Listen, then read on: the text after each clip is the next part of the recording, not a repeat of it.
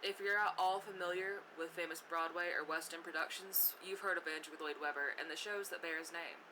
The most popular and well-known of these being The Phantom of the Opera. With its emotional music and stunning set design, it was almost impossible to avoid it. Because of the show's overwhelming success, Andrew Lloyd Webber took it upon himself to give it a sequel, where he completely retcons the emotional conclusion of the original musical and writes a fan-fiction-esque happy ending for The Phantom, called Love Never Dies. But have you ever wondered how he got to that point? How close does the musical stick to the 1910 novel of the same name? And how does all of that end with Love Never Dies? Well, I've spent the last month trying to figure out the answer to these questions, so join me as I tell you the tale of The Phantom of the Opera.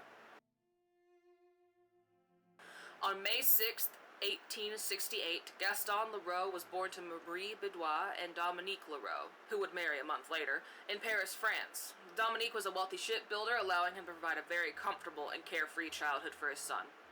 After school, Leroux would go on to work as a clerk in the office of a lawyer, where he spent his free time writing. Soon, he would be sent to law school, where he performed so well that many thought he'd have a bright career ahead of him. Sadly, in 1889, Leroux's father died, leaving him 1 million francs. 6 months later, Leroux had blown it all, gambling, partying, and going to the theater. Left broke and in need of work, Leroux would take jobs as a theater critic and court reporter.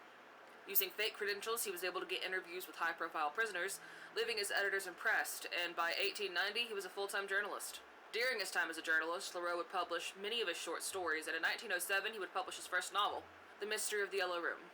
The Phantom of the Opera was first published as a newspaper serial, with the first installment being released on September 23, 1909, and its last on January 10, 1910. March of that same year would see The Phantom of the Opera released as a single volume with many edits, the most noticeable of these being the removal of Chapter 11, entitled The Magic Envelope. The events of this chapter are summarized at the beginning of Chapter 17, Madame Giry's astonishing revelations, so despite being considered lost, the important plot points do still make it into the full volume. Before I get into the events that inspired Leroux to write Phantom, I'd like to run through the story, so even if you're only familiar with Andrew Lloyd Webber's stage play, you'll still know what I'm talking about. We start with a foreword where Gaston Leroux tells the reader that the events he is to describe are completely true, and that there was a skeleton found at the burying of phonographic records under the Opera House, and that skeleton belonged to the Phantom. He begins his compilation of events the night of Debonin and Poligny's send-off gala concert. That same night, Joseph Buquet, the chief stage setter, was found hanged the third level down from the stage, and Christine Daae would take the place of Carlotta for the first time. Raoul, who had been in the audience with her brother Philippe, would rush backstage after the performance to check on his childhood friend Christine, who had collapsed at the end of the performance. In her dressing room, she would awake in the arms of a concerned Raoul, and in the company of the house doctor. Christine claimed to not know who he was, despite his trying to remind her that they met as children when he rescued her scarf from the sea. She is adamant that she doesn't know him, and asks him to return later if he still needs to speak in private. He waited in the hall outside her dressing room to see if he could catch her when she headed to the foyer for the send-off. He would stop the maid as she left and ask if Christine was okay, to which she would be laughed at and told that she was well, but she wanted to be left on her own. Raoul, being quite naive, thought she must want to be left alone so that he could come back and speak with her. Just as he was about to knock on her door, he heard the sound of a man's voice coming from inside. The voice was begging Christine to love him, to which she replied that she only sang for him. Raoul backed away from the door and hid in a shadowed doorway, waiting to see who this mystery voice belonged to. Not much later, the dressing room door would open, and Christine would leave, leaving the door unlocked. Slipping inside, Raoul entered the dark room and called out for the unknown man, but would get no answer. As he made his leave, he ran into a group of men carrying a sheet-covered stretcher, holding the corpse of Joseph Buquet. Leroux then takes us back to the foyer as the leaving ceremony was in full swing. There, all thoughts of the dead man and the Phantom seemed to fade away as they went on celebrating. That was until one of the young ballet dancers pointed to a ghostly-looking man, claiming he was the Phantom. The young dancers were filled with fear, while the other partygoers assumed he was just in costume and offered him many drinks before he vanished from sight. Once the crowd had been calmed, Debonin and Poligny would welcome their close friends into the antechamber of the director's suite. There they sat down to dinner with their guests and the new directors, Von Chairman and Richard, who they barely knew. As they passed around the fancy master keys so that all the guests could see them, their attention was captured by the ghostly man from the foyer, who sat at the end of the table. He ate or drank nothing and spoke to no one. The new directors thought him a friend of their predecessors, while they thought him a friend of theirs. Leroux pauses his tale to inform us that according to legend, the Phantom had no nose, but in his memoir, Mon Chairman says the mystery guest's nose was transparent, as if it could be fake. The man at the end of the table finally spoke, saying the girls of the ballet were right and that Joseph Bouquet's death was not as natural as they may think. Until that moment, the ex-directors were not aware of the death at all, and gestured for the new directors to join them in their office. When they were alone, they informed their replacements of the existence of the Phantom. They told them they had no plan to inform them of him, but the Phantom himself had made them promise the new directors would hold to his demands. His conditions were as follows. 20,000 francs per month or 240,000 francs per year were due to the Phantom of the Opera, and Grand Tier Box 5 was to remain available for the exclusive use of the Phantom at every performance. Moncharmin and Richard believed the ex-directors were playing an elaborate joke and laughed them off, much to their horror. In their first week of running the opera, Richard received a letter from the Phantom demanding that Christine Daae sing Cybele and that his box be open from this point forward, as they had sold tickets to it at the last performance. Richard and Moncharmin believed the former directors were continuing their little joke, trying to get free seats out of them. In the hopes they would stop this joke, they sent them tickets for Box 5 that night. The next morning, they were met with 2 letters.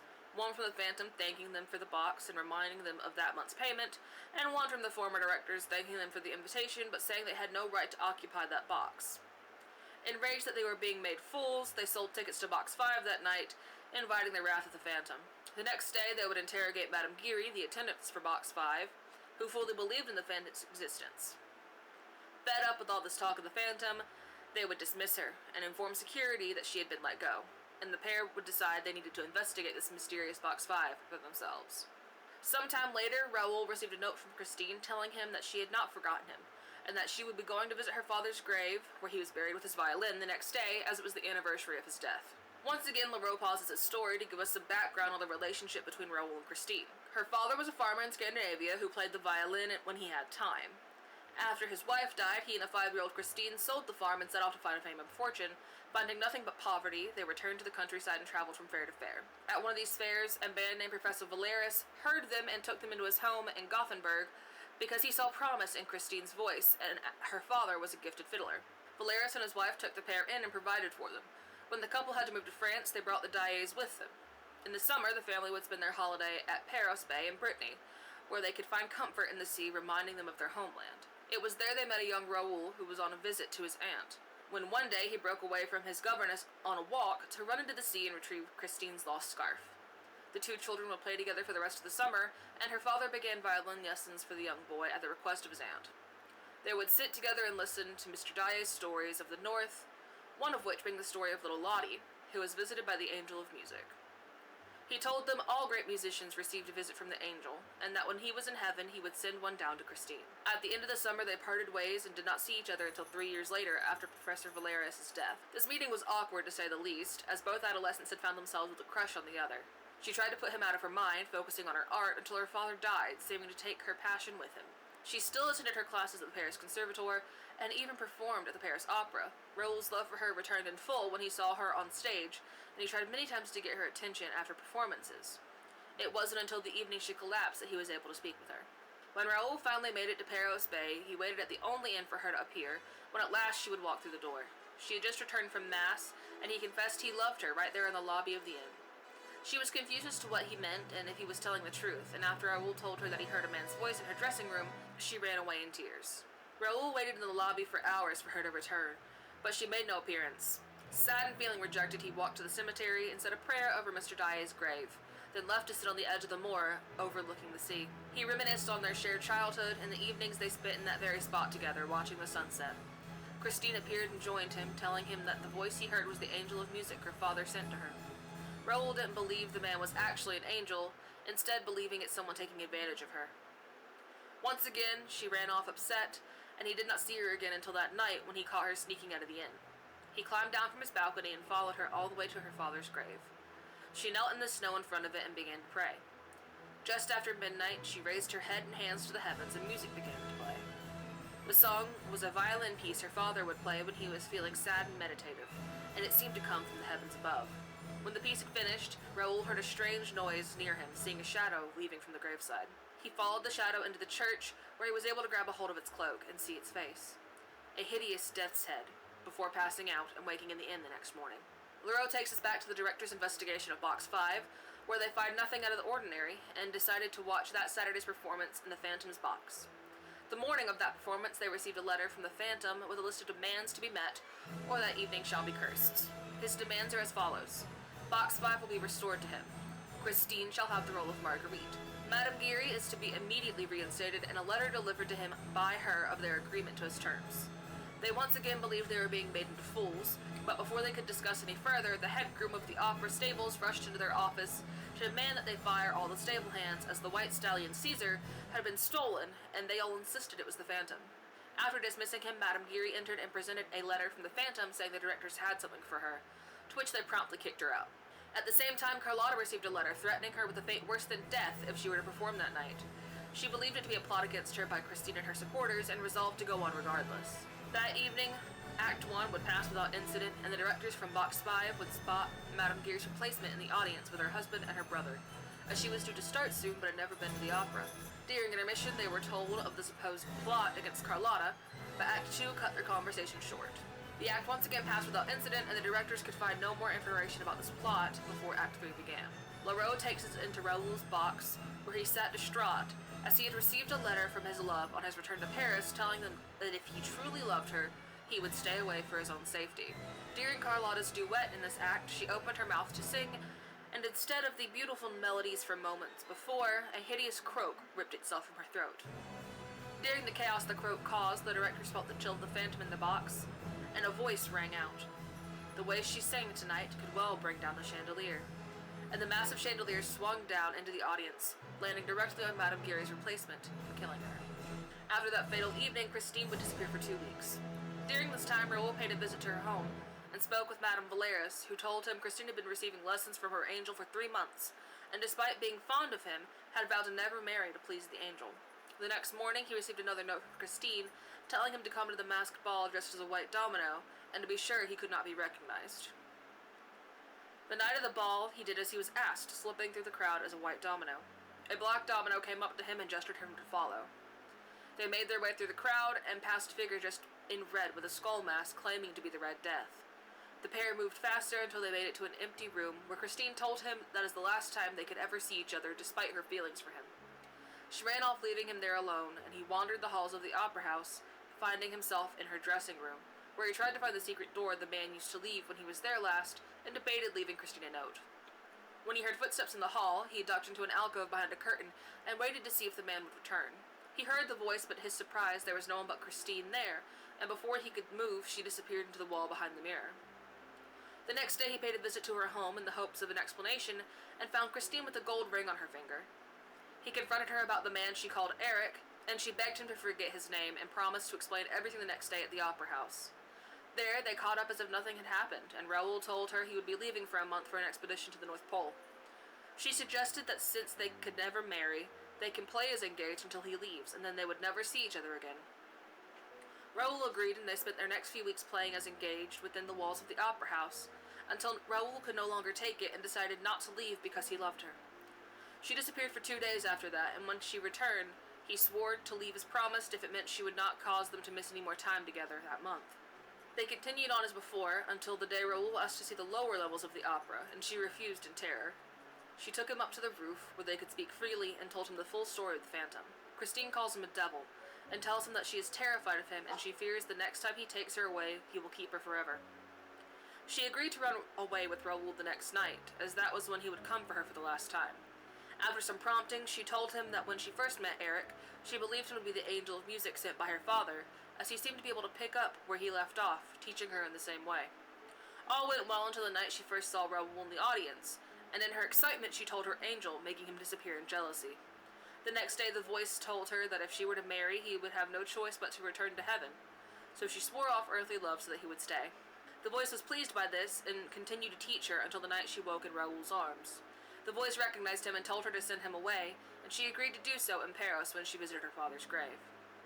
The voice told her that he would be there, and if she had not lied to him, he would play her father's violin over his grave at midnight. The night the chandelier came down, the voice lured her into a dark, hidden tunnel, where a man who smelt of death grabbed her, and she fainted. When she woke in his arms, she questioned him about the voice, and was answered with a sigh as the man lifted her onto the back of Caesar, and led them down into the depths under the opera house. Staying still, she believed she had been drugged, as she no longer felt any fear. When they had finally stopped, they had come to the bank of an underground lake, where the man led her into a small boat and ferried her across and into his home. It was there he spoke at last, and she identified him as the voice. He assured her she would be safe as long as she did not touch his mask, and he fell to his knees at her feet and confessed he was no more than a man named Eric.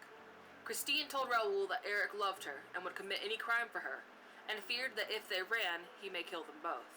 She had no love for the man, only terror, and couldn't say she hated him, only pitied. He admitted to tricking her and wept at her feet, saying he behaved only in love, and that he would show her the way out before beginning to sing. She listened until she fell asleep and woke in a plain room where the only clear door led to a bathroom. After failing to find an exit from the room, she berated herself for falling for his tricks. Soon Eric entered the room from a door she had not found, carrying boxes and packages that he placed on her bed. She begged him to show her his face, but he refused and left, giving her half an hour to get dressed and ready for lunch. After lunch, he told her that he would let her go in 5 days, and she would return of her own free will. Eric showed her to his room in the place where he slept, an open coffin under a canopy of red curtain. The room also housed an organ that filled an entire wall, where he kept a manuscript book titled Don Juan Triumphant. Christine asked him to play from it, thinking it would please him, but he refused, saying it was not complete and could not be played. Instead, he played something from her repertoire, having her sing with him. As they sang, she was overcome with the need to see his face, and before she could stop herself, she snatched the mask off of his face, revealing a skull-like appearance.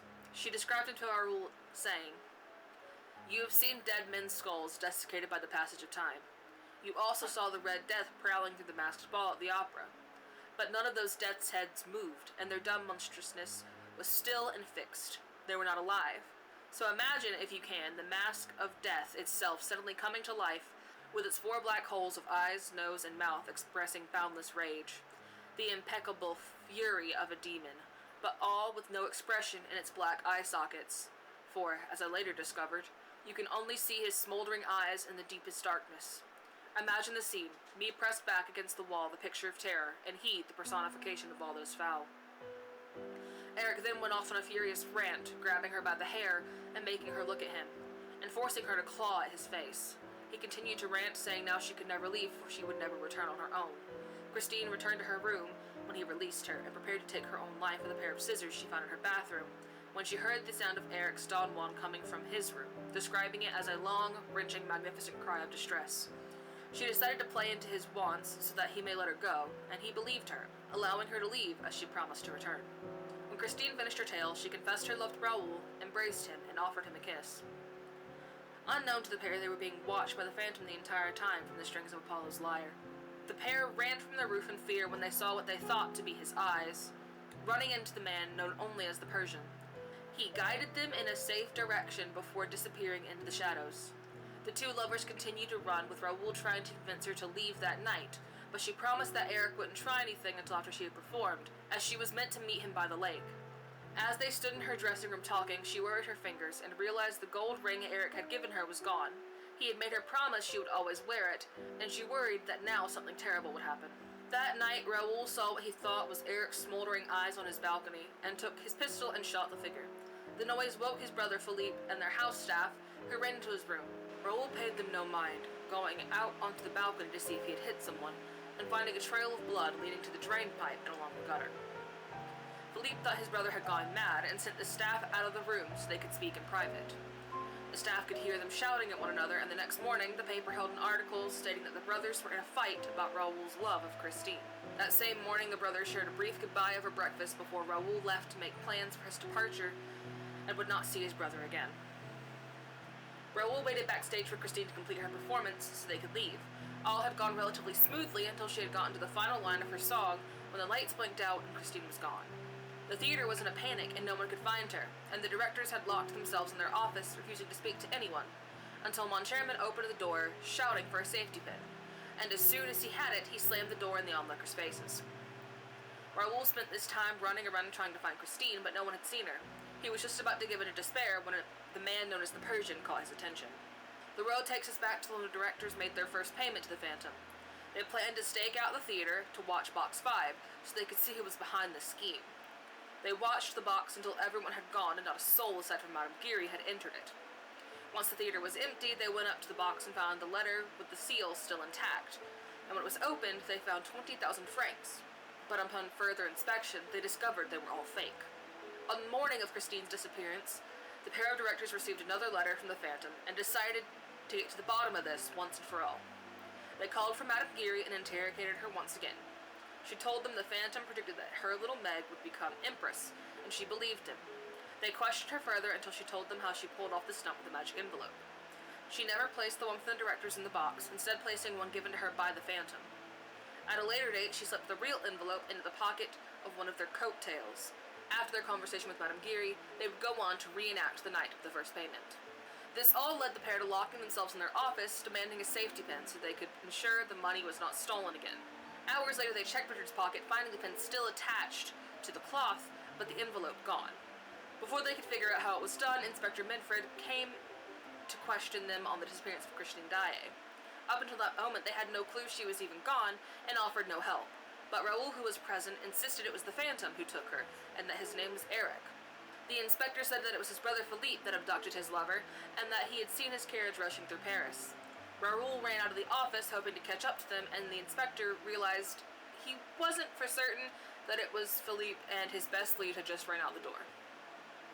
On his way out, Raoul ran into the Persian, who was certain that Eric was the only person who could be behind his disappearance, and said he would help save Christine. He took Raoul to her dressing room, where his servant had prepared 2 pistols. When Raoul asked why he was so invested in saving Christine, the Persian told him he felt responsible for Eric's ability to commit his crimes.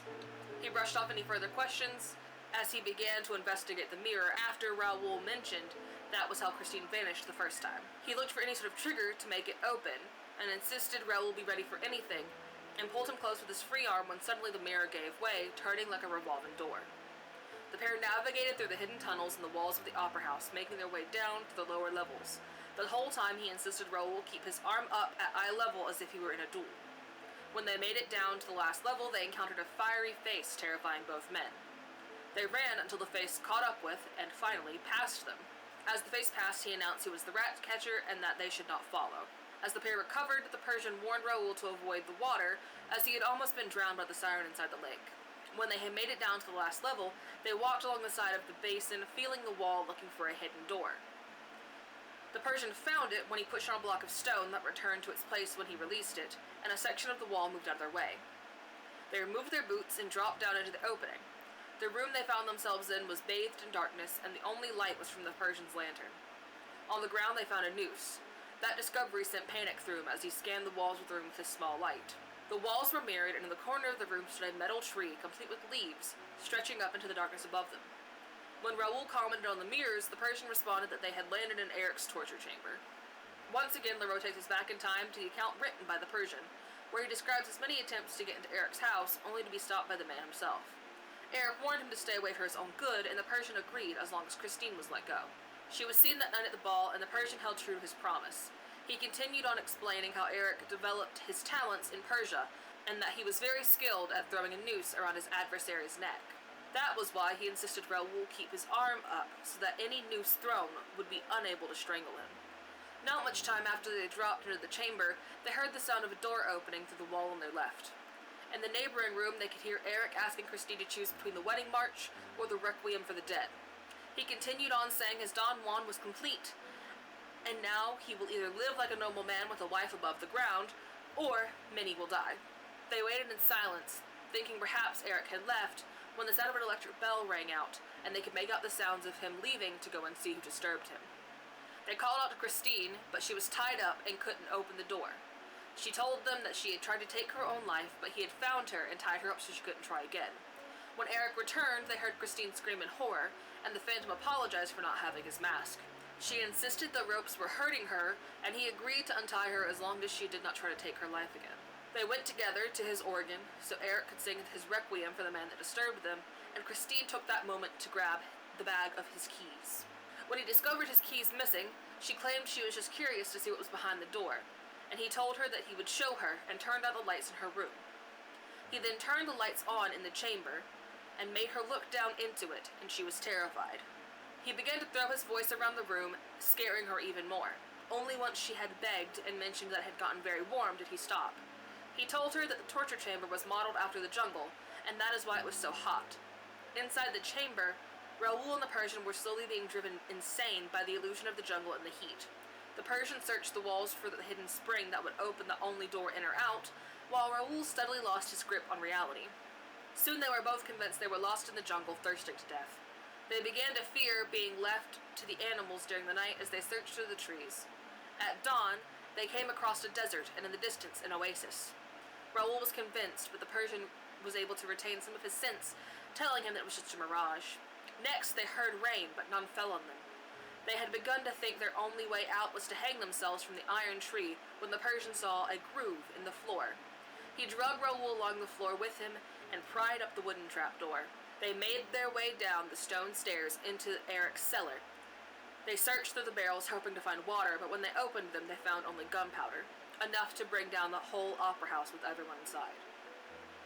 There they understood that if Christine were to deny him, he would blow the opera house to bits. They made it back up to the torture chamber, where the lights had at last been put out, and strained their ears to hear what was being said on the other side of the room. They could hear Christine calling for them, telling them there was only 5 minutes left for her to make her decision, and he had left her alone to decide. She was to turn one of the two figures on the mantle, a scorpion for yes, a grasshopper for no, to make her choice. During their exchange, their time ran out and Eric returned. He explained that the grasshopper would light the fuse and blow them all up, but the scorpion would flood the cellar and save them all. In a few tense moments where Eric continued to pressure and threaten them, Christine turned the scorpion. They heard the water gurgle up through the cellar, but it didn't stop there. It filled the chamber, leaving the pair to struggle until they blacked out. Leroux then tells us that the written account ends there, and that he paid the Persian a visit to get the rest of the story. It was clear that remembering the events of that night agitated him, and it took him a while to be able to recount them. When he had next opened his eyes, he was laying on a bed, Raoul laying on the couch next to him, and Eric and Christine were watching over them. Christine did not speak, and Eric explained they were both only alive because it pleased his wife, and that he would be returned home in the morning. Eric then left, only to return with a potion for him, and the warning to not speak to his wife again, or to any others, as doing so would prove dangerous to their health. The potion caused him to fall into a deep sleep, and the next morning he woke in his own bed. When he was well, he wrote to Philippe, asking after his brother, only to learn that he was dead, and Raoul was still missing. It wasn't until Eric came to see him that he learned what happened to them. Eric told him that he was dying of love, and that he let Christine and Raoul go, as she could never love him in return. He gave her the gold ring, asking she return it to him once he had died. In the epilogue, Leroux describes his investigation into the events of that night, how the money was taken from the pocket of the director through a small hatch in the floor of their office, and how when the skeleton was unearthed, it was wearing the gold ring, showing that Christine had kept her promise and returned it to him in death. I absolutely loved how quickly Leroux captured the attention of the reader, immersing them in the world of the Phantom in just a few paragraphs. The foreword truly makes you believe that the Phantom was real, and the tragedies of his life really did take place. I'm going to save a good chunk of my thoughts for after I've talked about the musical, as a lot of them are related to the differences between the two. Despite how convincing Leroux was, no body was found at the burying of voices, but there was a legend of a skeleton that lived in the opera house at the time.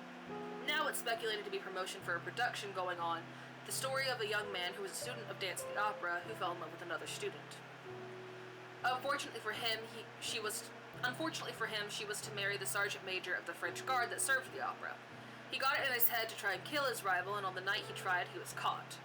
The guards stripped him and tied him to the peristyle of the opera and left him to spend the night there. The next morning he was found by a member of staff, and after explaining his predicament, he was laughed at. The staff member then spread his embarrassment to the rest of the opera, and when the young man died, he left his body to the opera doctor so that it would always be near his love. It was said that his body was used in the aforementioned production, and that this story may have served as the inspiration for Leroux to place Eric's remains under the opera. There is a sort of lake underneath the opera house due to the uncovering of a water source during its construction. No matter how hard they had tried to drain it, it would without fail return and flood the site. The lake is in reality a stone water tank built to keep the water from rising up through the foundation and to provide the building with stability. The tank is accessible through a grate in the floor and has been used to allow Paris firefighters to practice swimming in the dark. The chandelier was in fact responsible for the death of a woman in the audience, but it was not due to the entire chandelier coming down. Forensic specialists at the time thought that because of the wear on the cables that connected the reflectors to their counterweights, they had burned, causing the weights to come loose and fall into the audience. Contrary to popular belief, the Phantom of the Opera was well received by critics and the public. It enters its 22nd edition in August of 1910, leading Leroux to hope to repeat the success abroad. In 1919, Leroux and two other novelists would work together to create a silent film company that ran until 1922 when Leroux left. That same year, he would meet with Carl Laemmle and agreed to give him the rights to make his novel into a film. Sadly, in April of 1927, Leroux was rushed to the hospital where he passed away at age 59. Now that you know the story and a bit about the man behind it, I can share some of my thoughts on it. From the jump, Christine and Raoul have so much more chemistry than I thought they would. Raoul is very naive, and his brother even describes him as innocent with a boyish charm. When we are introduced to him, he's only 21, and is just then being introduced to the sights of Paris. Christine at the same time has recently turned 20, while Eric is well into his 40s. Christine is also described as naive and innocent, leaving her to be manipulated and deceived by Eric very easily. The only adult figure in her life is her adoptive mother, who plays into her belief that Eric was an angel sent by her father. The only person to tell her that she was being tricked was Raoul, and he had just returned to her after not seeing her since they were children. The things that Eric does to Christine are horrible.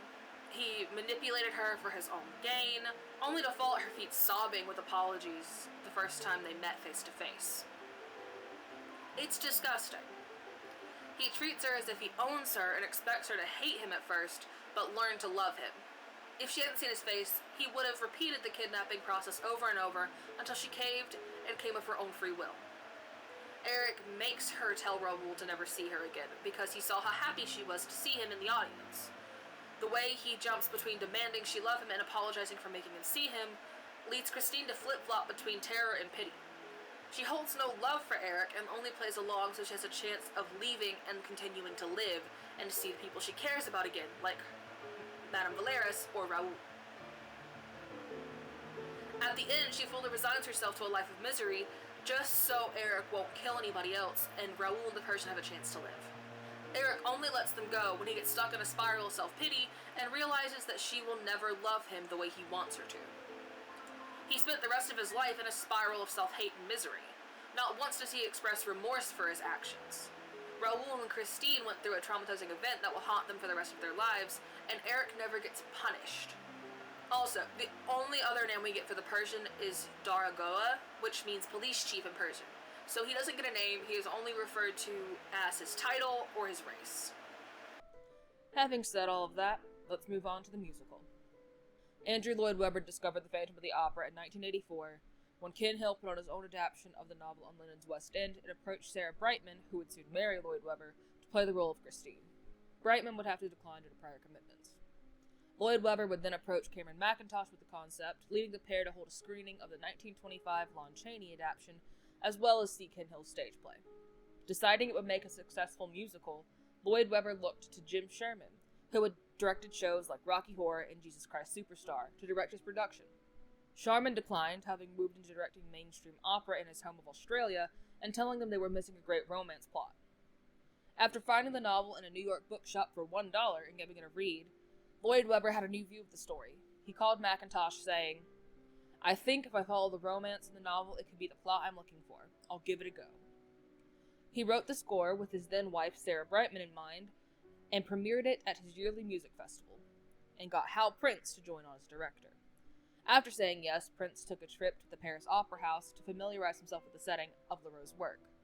Maria Bjornsson, the set designer, and her assistant also took a trip to the Opera House to take Polaroids as a reference for the set.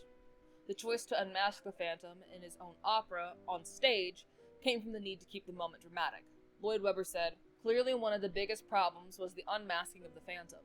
In the cinema, tremendous impact can be made by virtue of a close-up shot, but we had to devise a way that would make the unmasking effective from any point in a big musical theater. I therefore decided we had to move the moment of unmasking to a situation where a large number of characters could react to it, rather than only Christine, as was written in the book. The book gave the perfect clue. There is a scene when Christine describes being alone with the Phantom in his lair. What a marvelous opportunity. I decided that if we adapted the plot to include a performance of an opera specifically composed for Christine by the Phantom, we could not only introduce a far more modern musical ingredient to the score, but could contrive a situation where the Phantom was not only unmasked in front of many characters, but on the stage of his own opera house in his own opera, in what was supposed to be the night of his triumph." The scene Lloyd Webber is referring to there is when Christine hears Eric playing through the wall of his bedroom.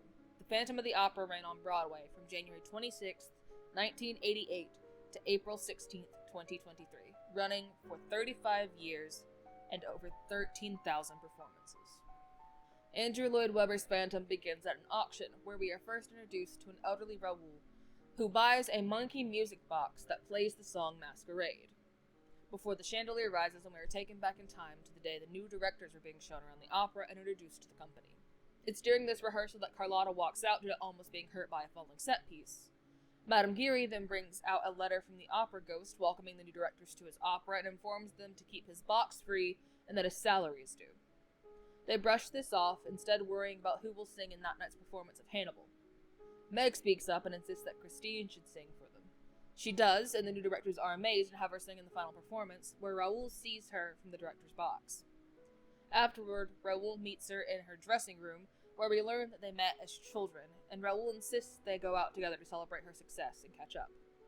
He runs off to prepare the coach before Christine can explain that she can't. Before Raoul returns, Christine hears the voice of her angel of music, who comes to her through her mirror, and guides her by the hand into his lair under the opera. After a musical journey through the depths of the opera house, he leads in a romantically charged song, begging her to love him before she passes out. When she comes to, she's still with the Phantom, who is hard at work on his Don Juan triumphant, as she tries and succeeds in pulling the mask off so she may see his face. He then screams at her, saying that she will never be free now, and crawls along the ground with one hand, covering his face with the other, telling Christine she will learn to love him in time. Christine gives his mask back to him and he yanks her off the ground by the arm, telling her that she must return to the opera. We then get a scene of Joseph Buquet telling stories of the Phantom to the young ballerinas before Madame Geary tells him off. Next, we see the directors opening their mail, where they read out one from the Phantom demanding his money. Then Raoul rushes them with a note telling them to stay away from Christine, thinking it to be from the directors. Before they can figure out what's happening, Carlotta enters with a note threatening her if she chooses to go on stage that night.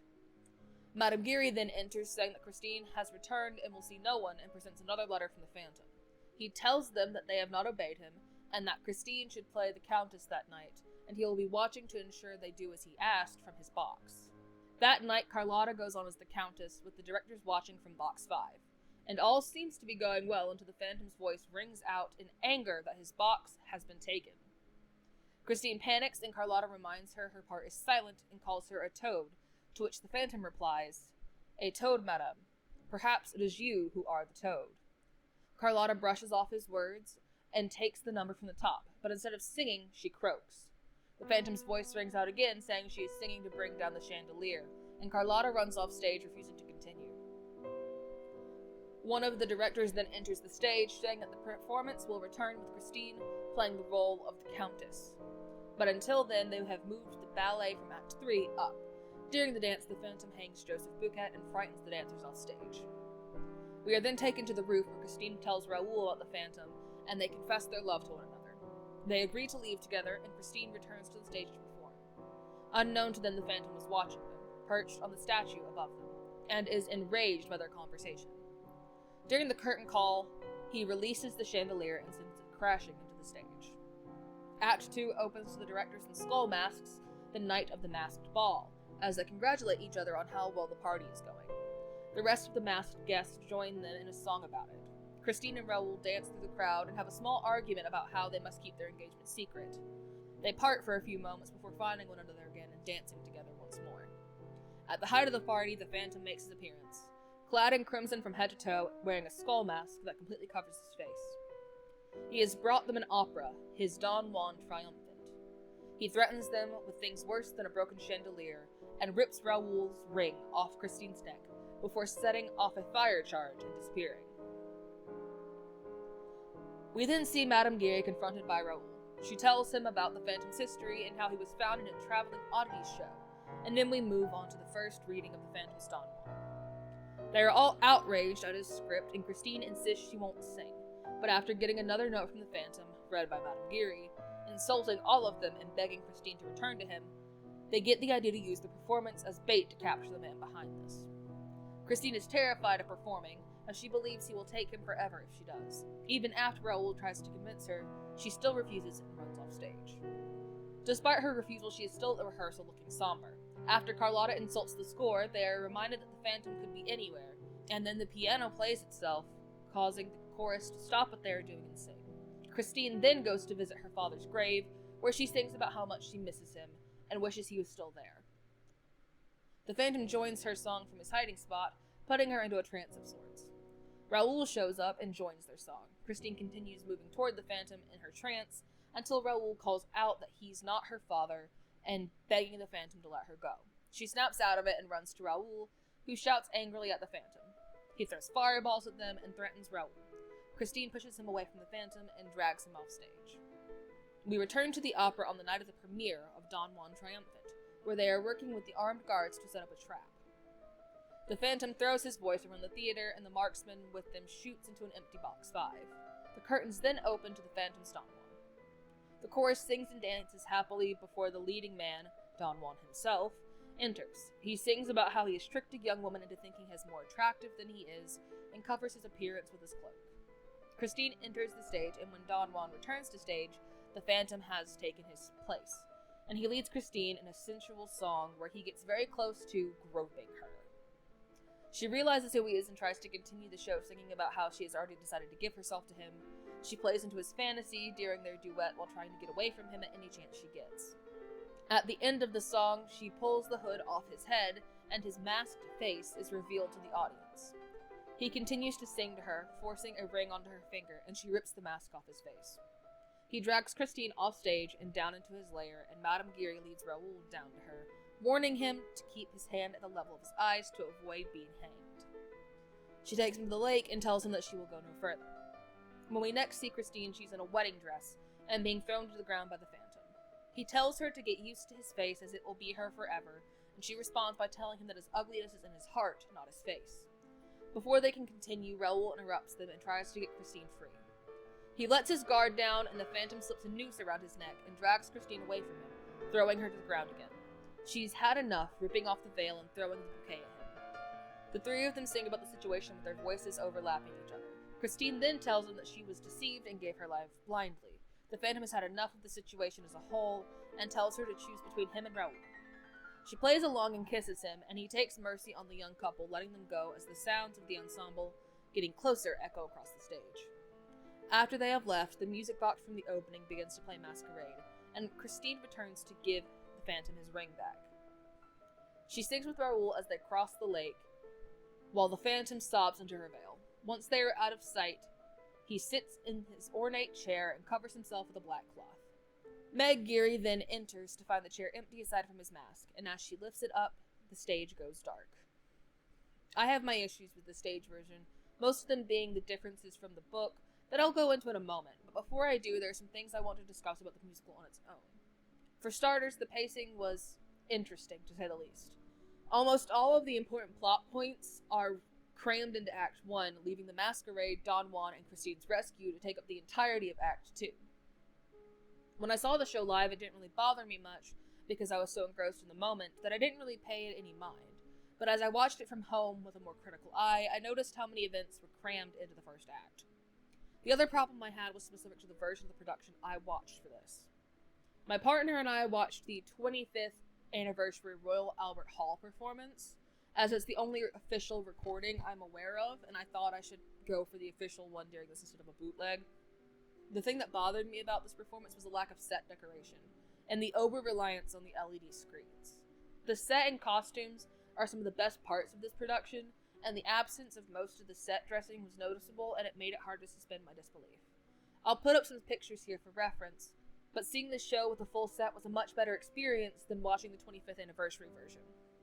The draw to me of this DVD is the end, where Andrew Lloyd Webber and the original team come out on stage, and Sarah Brightman sings the title song. I want to take this moment to let you know that the version I read for the previous section was the Oxford World Classics edition, but the version that Andrew Lloyd Webber would have most likely found is the original English translation, which I do have a copy of. I used this copy of the book to compare the musical to the text, as this is more accurate to what would have been read from that bookshop in New York for $1.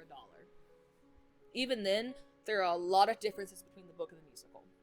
The biggest difference is the performance of Eric's Don Juan. If you remember in the book, he said that his Don Juan was not to be performed, and that when it was done, he would die. That's a very different handling of his composition. In The Complete Phantom of the Opera, Lloyd Webber addresses this, and explains his decision to create Don Juan as an actual performance, and I read that quote at the beginning of this section.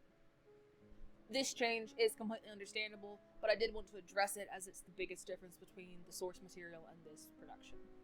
Going back to the beginning of the story, in the book, the romance between Raoul and Christine is much more developed.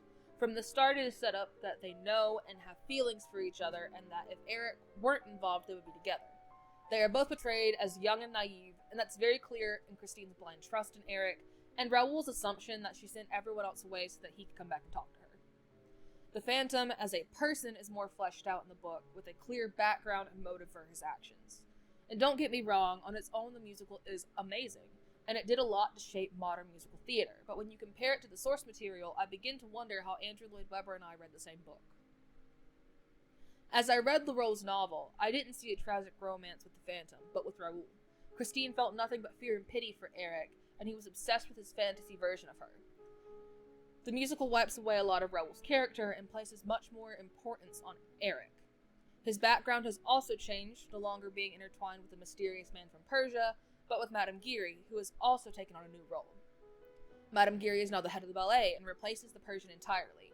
Her daughter Meg also plays a larger role, becoming the best friend of Christine, and is always around in the background with her mother.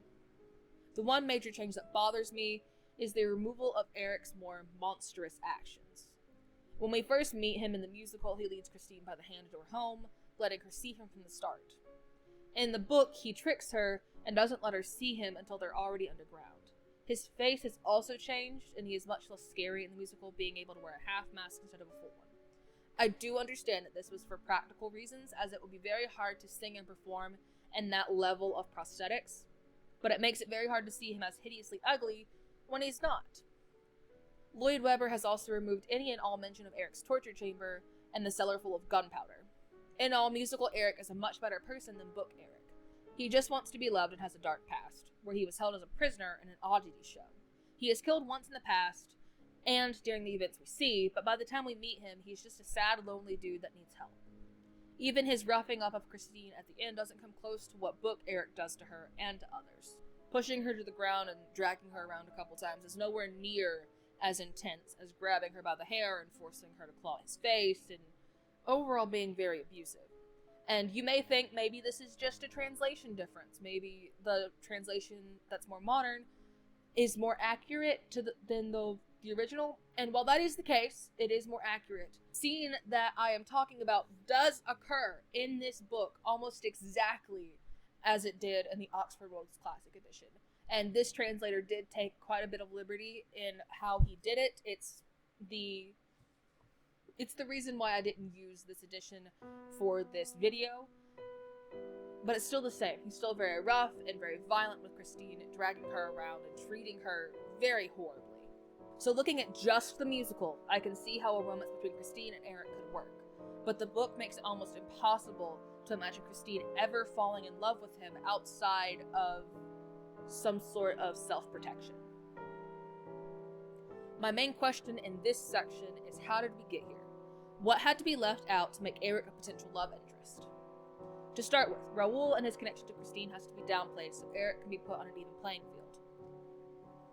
The directors and Carlotta had to be made into dramatic assholes so his actions could be justified. Madame Giry, acting as his mouthpiece, gives the rest of the characters fair warning that he doesn't like rumors about himself being spread, and that not listening to him will end badly. By the time we get to Christine and Raoul's engagement, Eric has only killed one person and he's not hurt anyone else.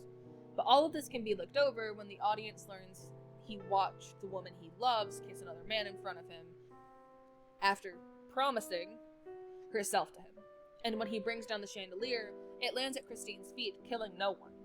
Andrew Lloyd Webber had to remove most of what makes book Eric's character so his portrayal could be pitied instead of feared. My favorite part about the ending of this musical is that it's open-ended. Eric and Christine and Raoul, we don't know what happens to them at the end. Raoul and Christine leave, presumably to live a life together, but we don't know if they stay together. We don't know if they live happily. because they've been through a very traumatic event, and that can go quite a few different ways. And to Eric, we don't know what happens to him. He's just gone. And I like that. I like that we don't get concrete answers. I like that we don't see if Raoul and Christine's relationship falls apart. I like that we can imagine they get to live happily and Eric is somewhere else. I like that the audience gets to fill in what happens after the musical, what goes on, how they live their lives, if Christine and Raoul stay together, or if Eric somehow managed to find them again. I like that. It's a good ending. It's a satisfying ending. And after going through all of this stuff, the musical and reading all of that and going in depth behind the scenes, I can understand how a person could pull a romance between the supposed villain and the hero. So how does all of this bring us to Love Never Dies? Frederick Forsyth is a thriller novelist that got his start as a journalist in 1961. After having dinner with Andrew Lloyd Webber, he was inspired to write a sequel, to lay out what happens after the show ends, and in 1999 he would publish The Phantom of Manhattan.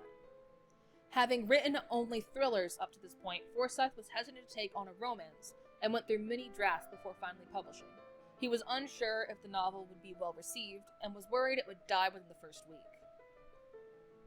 He claims to be computer illiterate, and wrote the novel on a typewriter, with 2 forefingers, he says. After writing this novel, he returned to thrillers, and to this day has not written another romance. Now, before I get into my thoughts about the novel, let's go through the plot. We start with Madame Geary on her deathbed giving her last confession. She tells the story of how she found a 16-year-old Eric in a freak show being horribly abused. She stole him away and hid him in her home before taking him to the depths of the opera house, where he would live for 11 years. After he kidnapped Christine, Madame Geary hid him in her home once again before shipping him off to America, in the hopes that he would be able to live a good life. Just before she dies, a lawyer comes to visit her and get her will of sorts. She gives him a letter to take to New York by hand and a satchel of money to fund his trip. Our next chapter is Eric recounting how he got to the point where he lives at the top of the tallest skyscraper in New York. He made it to Manhattan in January of 1894 and spent time as a fish cleaner before getting a custom latex clown mask so he could go out during the daytime and make money selling postage-paid postcards, even though they were free to send at that time. During that time, he met a young man that he knew as Darius, who would introduce him to his god, the god of gold. In the winter of that year, he would send Darius to meet with Paul Boynton and pretend to be an engineer so Eric could design his amusement park. They negotiated a deal where they would get paid 10 cents on the dollar for 10 years. Eric would design more rides, this time for Steeplechase Park, in 1897 and make enough money to buy a home near the beach. In 1899, the pair would work together to rig a boxing match, betting all of their $250,000 on one man and making $1 million. They did this scam once more, doubling their money. They got into the stock market and finally Coney Island, investing in one last park that made $5 million in the first year. In 1903, he began to work on a 37-story tall skyscraper, the tallest in New York at the time. The E.M. Tower would be complete the next year when Eric would move into the penthouse on the top floor. Due to being denied a private box at the Metropolitan, he decided to back Oscar Hammerstein in the building of the Manhattan Opera House. It would open on December of 1904. This chapter ends with Eric going on about how much he is devoted to his master, the God of Gold. Next, we see the lawyer and his trouble finding Eric in New York, before moving on to the account of Mr. Bloom, a reporter. He tells the story of how he found the French lawyer and helped him find someone who speaks French in the area, and then helped him get to Eric's tower. Inside, they were escorted to a boardroom and met with Darius, who would take the letter and promise to get it to Eric. As the lawyer spoke with Darius, Bloom saw a strange masked figure in the portrait on the wall, and when he asked about it, the figure had disappeared. We then move on to Darius' point of view. Here we go through a conversation with his god Mammon. And when I say conversation, I do mean that they are together in the same place, talking in real time face to face. It seems to be an astral projection kind of thing, but they are talking in the same place, looking at one another. Darius tells Mammon how Eric has become obsessed with the opera and is pouring his money into it. He worries that he won't have anything to leave Darius as he promised, and asks if he should kill him before he can. Mammon tells him not to, but that if it seems like his inheritance is in true danger, then to take the man out. Our next chapter is an article by an opera critic. He reports on the growing competition between the two opera houses, despite the Manhattan not yet being open, and that two famous opera singers that have never performed in the Americas will be coming to sing at the opening of the Manhattan. One of these singers is Christine, who would be singing opening week in a new opera written by an anonymous composer. We move on to the point of view of Christine's son, Pierre, as he learns the backstory of his traveling tutor, Father Joseph Kilroy. Pierre is 12 when we meet him, and Father Joe has been his tutor for 6 years after meeting Christine after one of her performances when a man had a heart attack and he was called in to give his last rites. By the end of their conversation, they are pulling into port in New York. The next chapter is the point of view of a reporter watching Christine's party be welcomed to New York City. The mayor gives a speech, and then Christine says a few words, and the reporter sees a shadowed figure on the rooftop across from them. When the figure catches the glint of a spyglass pointed his way, he makes eye contact with the reporter before vanishing from sight. Turning his attention back to the event, the reporter watches as Christine makes for her carriage and stops in front of a large puddle of slush. Bloom then jumps the fence and lays down an old opera cloak so that she can walk through the mess without getting dirty. We then get another chapter from Bloom of him recounting the same event and what happened that evening. Bloom also saw the figure on the roof, and the cape was placed on his arm by someone in the crowd. After he helped Christine, she offered him an exclusive interview and told him to go to her hotel that evening. When he arrived, a package was on its way up to her room. He was greeted by Meg and led into a sitting room where Pierre was waiting. The package was addressed to him, and he opened it to find a monkey music box that played Yankee Doodle Dandy. Pierre opened up the back and began to poke around to figure out how it worked. He removed the music disc, flipped it, and closed the monkey back up before he began playing again. This time, it played Masquerade. Christine hears the song from her dressing room and screams before rushing out to grab her son. She whispers to herself about the song and about having been 12 years. Bloom tells her that he didn't bring the toy, and she asks where it had come from. Bloom inspects the box and the wrapping it came in, and finds a paper printed SC Toys, CI. He puts together that it means Steeplechase Park on Coney Island, as it had a toy shop full of mechanical toys. When he tells Christine, she insists that she must go and see the toy shop. Bloom calls an associate that puts him in contact with the owner of the park and arranges to take her in 2 days. The next chapter is Eric recounting seeing her again and how it opened old wounds. And we finally get to know what the letter from Madame Geary said. She tells him how she met Raoul and came to view him as a son when he was shot in the lower stomach. The surgery to remove the bullet damaged important blood vessels, leaving him with erectile dysfunction. She goes on to tell him that Raoul did not father Christine's son and that he belongs to Eric. Meg's point of view is next, and she writes about how she remembers the events of the opera and how Christine went to sleep mumbling something about her son, Raoul, and having the strength to refuse Eric again. The day at Steeplechase is told through the point of view of Taffy Jones, the manager of the park. He writes about setting up the park during the off-season and trying to find people to run the toy shop and the Hall of Mirrors. At the owner's insistence, he is urged to get Christine to go into the Hall of Mirrors no matter what. That morning, a young man calling himself Malta shows up claiming he had worked at the toy shop before and can explain all of the mechanics. This man is actually Darius. Jones allows him to work for the day, as he had no experience with the toys and would be unable to answer any questions they may have. When the party arrives, they are led to the toy shop, where Christine motions for Pierre to open up all of the music boxes and check the second song. None of them play Masquerade, and after being told no masked men have been around, she sighs and moves to look around the rest of the store. While she looks, Malta begins to interrogate her son, asking if Raoul is his real father and other such questions, before Father Joe enters the shop and the two exchange heated eye contact before he crosses himself and calls Pierre to his side. Jones then takes Christine to the Hall of Mirrors, where he lets her enter before going up to the control box. The controls seem to be malfunctioning and he can't give her a path out. While he tries to figure out what's wrong, the mirrors move on their own, guiding her to the center. There she sees a man in all black, we can assume to be Eric, and he questions her about her son. She denies his pleas to stay and tells him that she will tell Pierre the truth when he is 18, and let him make his choice if he wants to see Eric then. Eric isn't happy with this, but seems to go along with it. Unknown to the pair, another man had snuck into the hall and was listening to their conversation. It was Malta, and once being seen by Jones, he took off out of the hall and ran out of the gates, letting out a shout as he ran past Bloom.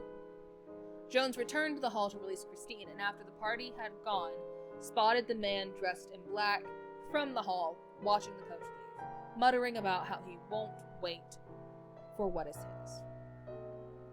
Our next chapter is Father Joe having an actual face-to-face conversation with God, the Christian Catholic God. He talks about saving the soul of Eric and about Darius, and he's told that Eric can be saved, but Darius has sold his soul to Mammon and that there is no hope for him. We then get a review of the debut opera of the Manhattan, called The Angel of Shiloh. It's set during the Civil War, and Christine plays a Southern belle who lives on a plantation in Virginia who is in love with a Union soldier, but must stay with her family that backs the Confederacy. She gives her soldier a gold ring as a promise of her love, but when he leaves, the owner of the neighboring plantation tries to convince her to marry him. In Act 2, Christine's character volunteers as a nurse after the Battle of Shiloh, treating soldiers from both sides. Her former neighbor starts to turn to court her again, saying that her fiancé must be dead by this point. She is starting to cave when a fatally injured Union officer is brought into the hospital after a powder magazine blew up in his face. His face is covered with bandages, but she recognizes his ring as the one she gave her fiancé. When he wakes, he recognizes her but is unaware she knows him and has to watch as her former neighbor, now a colonel, pursues her. The act ends when he realizes she knows him and learns his face has been disfigured and tries to take his own life. Act 3 opens with the colonel announcing that her fiancé is the leader of a group of raiders that have carried out many ambushes behind their lines, and that he is to be executed when captured. She must now decide if she betrays the Confederacy or gives up the man she loves. During this time, backstage, the actor playing her lover is rendered unable to sing, and an unnamed understudy takes his place, wrapped in bandages. Back on stage, she makes her decision. Since her fiancé will never be able to fight again, there is no harm in keeping the knowledge to herself. Pierre shows up at some point as an attendant to the injured man, and plays his violin and sings for his camp. The lovers part one last time at the end of the show, with her love returning the ring to her. The party after the performance is brought to us by a different reporter. He tells us that the guests were all invited up on the stage and allowed to mingle through the southern mansion that makes up the set. Many famous names were dropped, and even Teddy Roosevelt made an appearance. The unnamed understudy had yet to show, but when he did, he was still in the heavy makeup and bandages and with Pierre. Christine went pale and rushed to the pair, telling her son to join the party, and having a hushed conversation with the man that we later learn is Eric. He passed her a note that she would tuck into her bodice, and then he left. Our last chapter after the epilogue is brought to us after a very large time jump in 1947. It's being told by Bloom as he teaches a journalism class at Columbia. He gives a brief recount of the letter delivery, the visit to Christine's hotel, and the day at steeplechase. We learn that he wrote down what he thought he heard Darius say as he ran off on his left cuff, and that he was in attendance at the party after opening night. He too saw Christine speak with the man and tuck away the note. Later, after she had read it, she crumpled it up and threw it into the trash, where Bloom retrieved it. It was asking to let him see the boy one last time before they left, and to meet him in Battery Park at dawn the day they were to leave. We also finally get mention of Raoul at this party, as he had made it in time to hear his wife sing. The day the family was to leave, Bloom had been invited to have breakfast with them as a thanks for guiding them around the city. When he arrived, it was just Raoul and Father Joe. After some time of Christine and Pierre not showing, Raoul went to check on them. While he was gone, Bloom and Father Joe talked about their trip, including Darius, and he mentioned that he wrote down what he had said. Bloom happened to be wearing the same cuff that morning, and he handed it over to Father Joe to see if he could make sense of it. By then, Raoul had returned panicked that he could not find his wife and child, and Bloom mentioned that she was just meeting Eric that morning. Father Joe read the cuff and began to panic as the words translated to, "The sun must be destroyed." The three men rushed to the park and split up to find them. Bloom made it to them first and hid in the bushes as Christine and Eric talked. She told him that Pierre had been left in the carriage and refused his plea for them to stay. We learned that she was sure she would die the night by the lake and was, I quote, half swooning when what happened, happened. Still hid in the bushes, Bloom began to look for Darius as Father Joe, Raoul, and Pierre entered the scene. When they were all there, he heard a click to his left, and as Pierre was scooped up by his mother in his arch, Darius stood up and shot at him. Eric turned and shot Darius in the head, and the group turned their attention back to Christine. She was on the ground, blood already staining her dress. She had shielded her son and took the bullet herself. Raoul rushed to her and took her head into his lap. Father Joe began to pray, and young Pierre sat at his mother's side, calling out for his parents. Christine then told him that Raoul was not his father, and the masked man was, and then she died. Raoul confirmed what she said, and the boy walked over and took off Eric's mask and hat, saying he wanted to stay with him and calling him father. The epilogue tells us that Raoul returned to Normandy and never remarried, and died in the spring of 1940. Father Joe stayed in New York, working at a school for abused and unwanted children until he retired to a home for old priests, dying in the mid-50s. Hammerstein, the other person involved with the building of Manhattan, lost control of his opera and was driven out of business, and his grandson would go on to write a musical with Richard Rodgers in the 50s. Pierre finished his education in New York and went to an Ivy League school, then joined Eric at his company. During the First World War, they would change their last name to another well-known name that is not stated. Eric retired to Connecticut in the early 20s and spent the rest of his life there, attended to by 2 veterans who had been disfigured during the war. Pierre married and had 4 children and died of old age in 1969. To be completely honest with you, I hated this book. I don't say that lightly. I have never in my life read a book that I would say I hated. Just strong dislike most of the time. But there were so many points during this that I had to put this book down and walk away. Honestly, I would not recommend anyone but die-hard Phantom fans seek out this book. And even then, rent it somewhere. Don't buy it. Read it first before you decide to buy it. I wish I didn't buy it and had just found a library that had it, but unfortunately my local library did not have a copy available. Let me start at the very beginning and kind of outline why I hated this book so much. In the preface, Forsyth starts the book by saying that he didn't like Leroux's novel, and he tries to make it seem as if Leroux was a bad writer, saying, I quote, "The basic idea is there and brilliant, but the way poor Gaston tells it is a mess." He goes on to say that starting the book with the claim the following events are true is dangerous, as the reader will be critical of every event mentioned and check them against history. This is why Forsyth is so weird with years mentioned in his book and how much time has passed and ages and what's going on. He really wants to make it seem more real.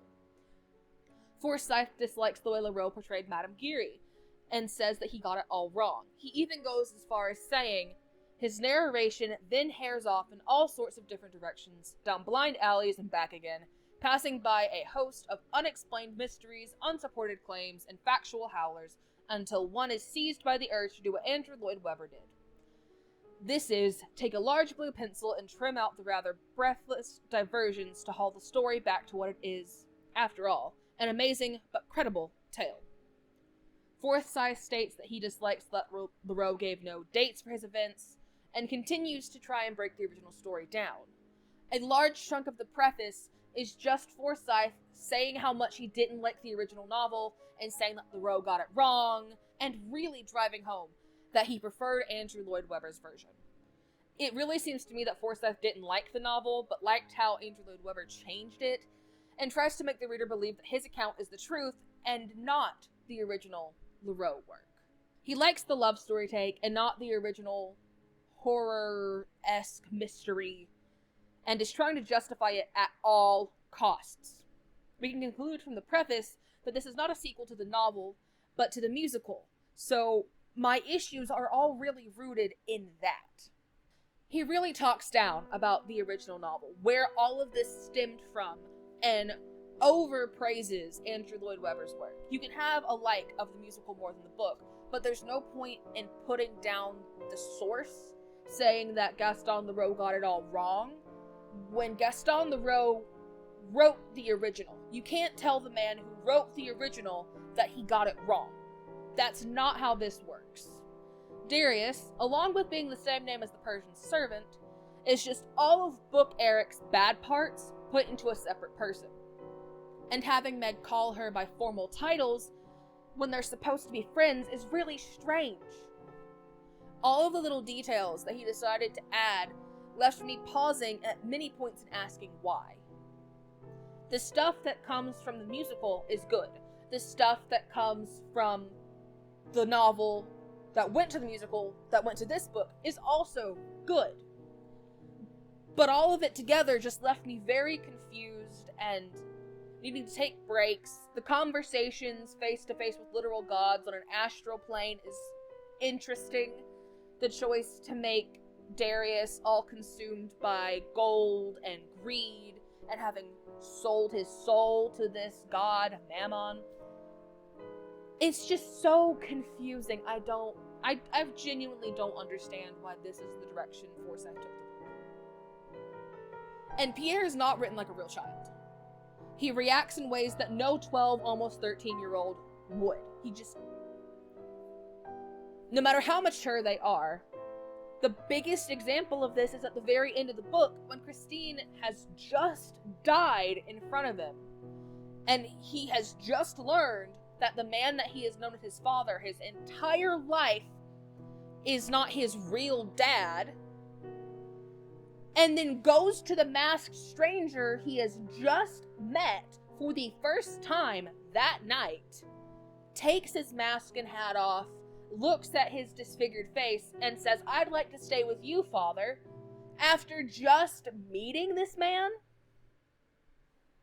Children do not react like that. It does not matter how mature that child is.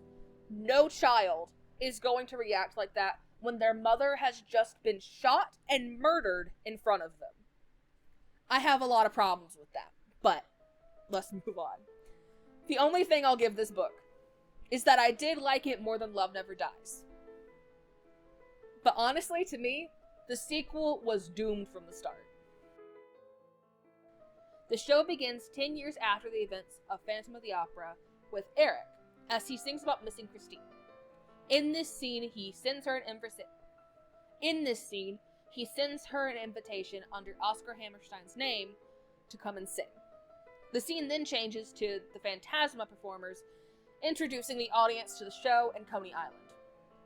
We then see Meg as she performs as the star in Eric's vaudeville show. Her and the cast perform the song Only For You, and Meg runs backstage after and asks her mother, Madame Geary, if Eric was watching. He wasn't there, but she reassures Meg that she did well.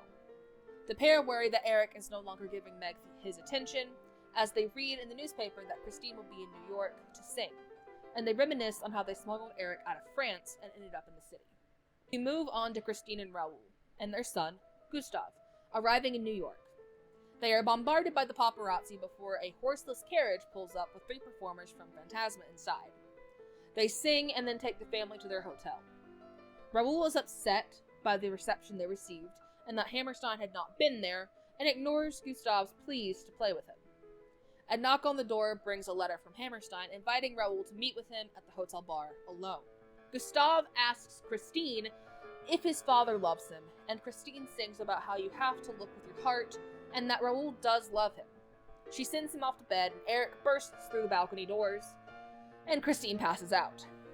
When she comes to, they sing about how at one point their love had a chance to succeed, and Gustav wakes up from a nightmare and meets Eric for the first time. Eric promises to show him around Phantasma, and before he leaves, tells Christine that she must sing for him one last time. The next day, the family goes to Phantasma, where they reunite with Meg and Madame Geary, and Raoul learns that Eric owns the show. The two pairs have little asides during the song, where the Gearys worry that they will be replaced, and Raoul and Christine argue about Eric. During this time, the performers that met them at the dock take Gustav to Eric. He plays a tune on the piano, and this leads Eric to think that Gustav may be his. He shows the boy all around Phantasma as they sing The Beauty Underneath. At the end of the song, he takes his mask off, and Gustav runs away screaming. Christine comforts him, and when Eric asks if he is his child, she confirms. He makes her promise not to tell Gustav, and says that everything he wants will go to the child. Act 2 kicks off with Raoul in a bar, where he runs into Meg, who had just come from swimming in the sea. She tells him that she needs to take Christine and Gustav and leave, because Eric will keep them there if he doesn't. Raoul insists he's not scared of Eric, and as soon as he leaves, the man in question reveals himself to have been there the whole time. He offers a bet, and Raoul accepts. If Christine performs, Raoul will return to France alone, but if she doesn't, Eric will pay off his debts and let them all go. The 3 performers advertise Christine's appearance with a song, and Meg performs a striptease number about her bathing suit choices. After, she again asks her mother if Eric was watching, but he wasn't there, and they seem to have lost his attention. Before Christine is set to go on, she and Raoul talk in her dressing room while Gustave explores backstage. Raoul asks her not to perform if she loves him, and leaves. Eric enters and tells her that love is not enough, and she must sing for him. Madame Geary, Meg, and Raoul sing about hoping she won't go on, and then the scene changes to Christine singing. Raoul leaves before she's done, and she finds a letter from him in her dressing room, where Eric is there to congratulate her. Raoul writes that they are no longer the same people, and that he is leaving. They can't find Gustave, and assume that Raoul has taken him, until a performer tells them that he left alone. They then suspect Madame Geary, and have her brought into the dressing room, where she tells them that, as upset as she is, the boy is Eric's, and she would never hurt the child.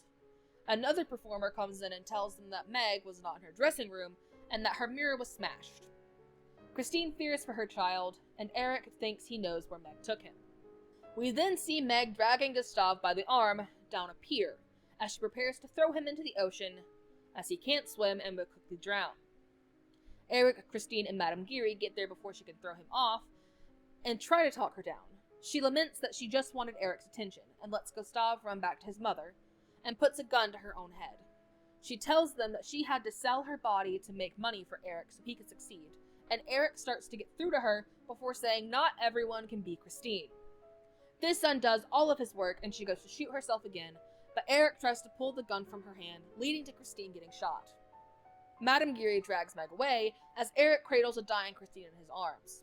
She tells Gustave that Eric is his real father, and he runs off. Christine tells Eric that their love will never die, and asks him to kiss her. He does, and then she goes limp. Gustave returns with Raoul, and Eric transfers Christine into his arms before walking to the end of the dock. Gustave joins him, and the two sing as he removes Eric's mask, and they look at each other as the stage goes dark. I don't think I can adequately explain how hard it was for me to get through this show.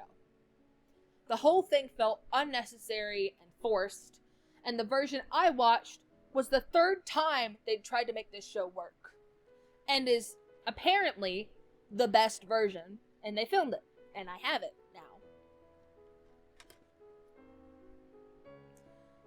This show was not well received by critics at all, and has gotten very mixed reviews from audiences. From what I can tell, you either love the show, or you hate it with a burning passion. Eric's story was done at the end of Phantom.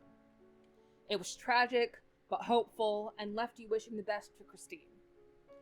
This show destroys the character of its main cast, breaking them down to the barest forms they could take.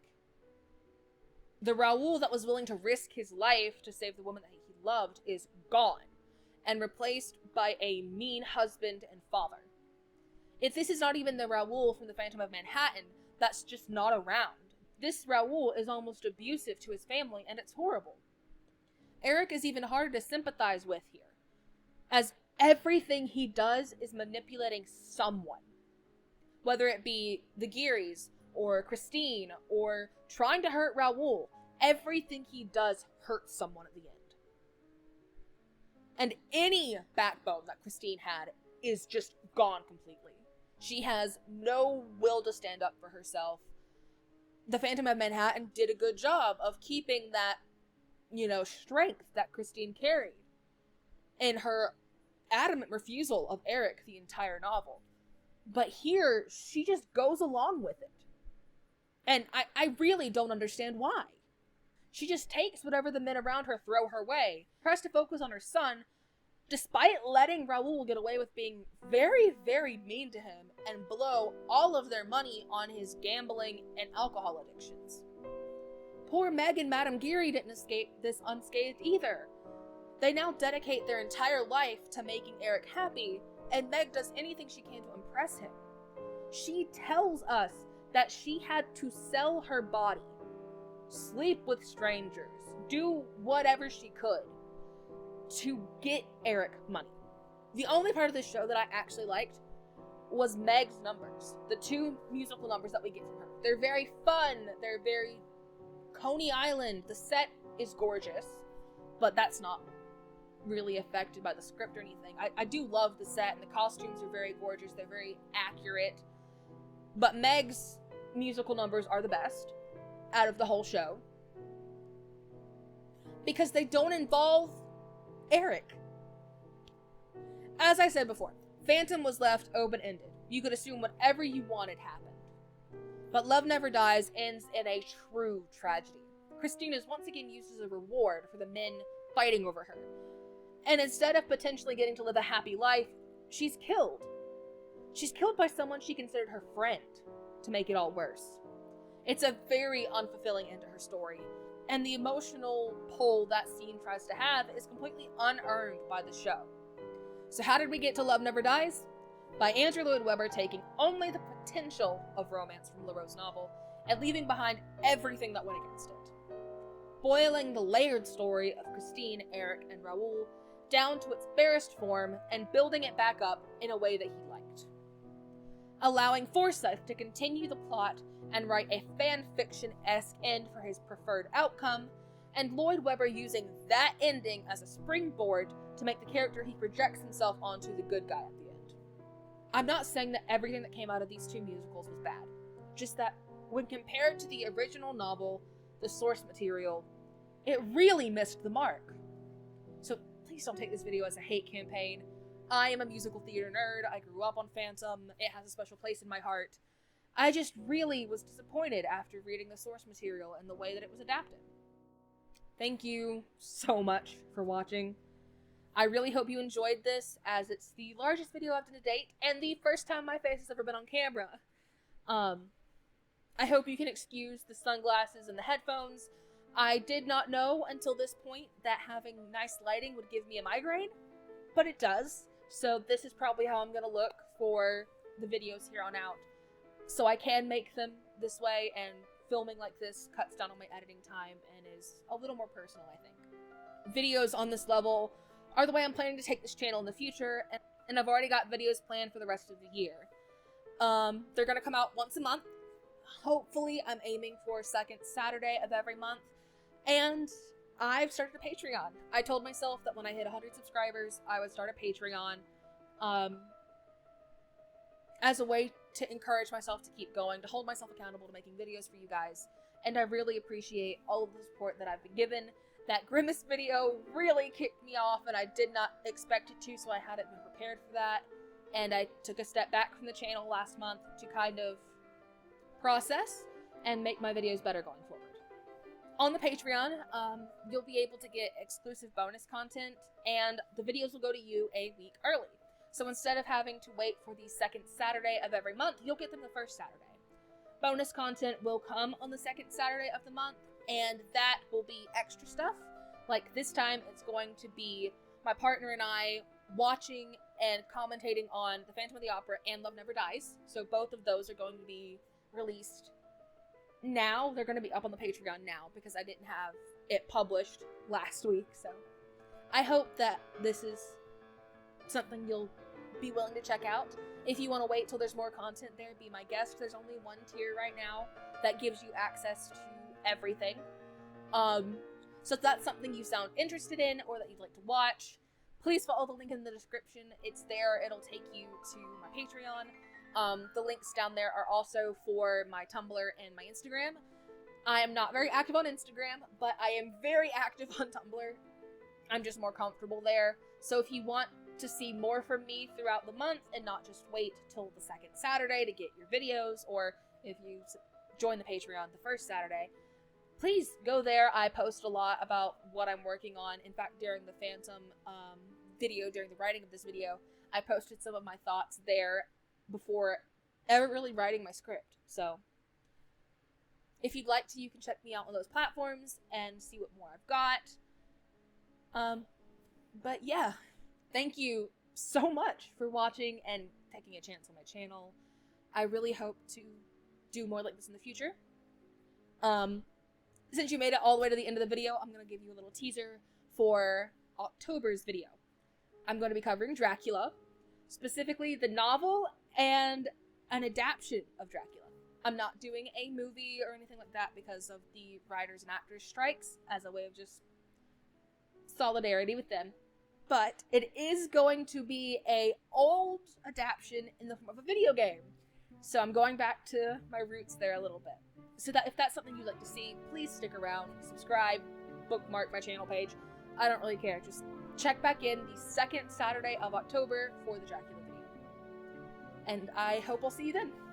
Goodbye.